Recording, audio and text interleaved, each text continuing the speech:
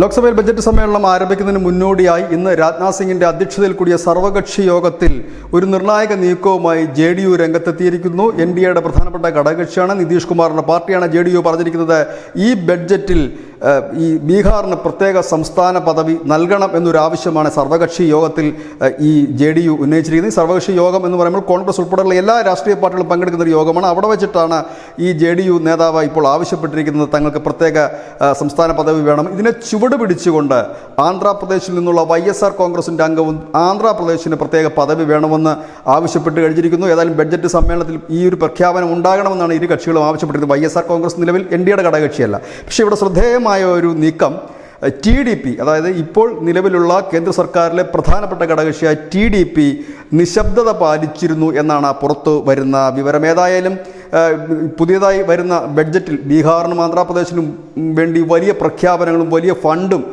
കേന്ദ്രം നീക്കിവെക്കുമെന്ന് അനവധി വാർത്തകൾ വരുന്നു. അതിനിടയിലാണ് ബീഹാറിന് പ്രത്യേക സംസ്ഥാന പദവി വേണമെന്ന് ആവശ്യപ്പെട്ടുകൊണ്ട് ഈ ഒരു പ്രഷർ രാഷ്ട്രീയത്തിൻ്റെ ഭാഗമായി JDU രംഗത്തെത്തുന്നിരിക്കുന്നു. ഒപ്പം തന്നെ YSR കോൺഗ്രസും ആ ഒരു ആവശ്യമായി മുൻപോട്ടെത്തുന്നു. TDP ഇവിടെ ശ്രദ്ധേയമായ ഒരു മൗനത്തിലേക്കും നീങ്ങുന്നു.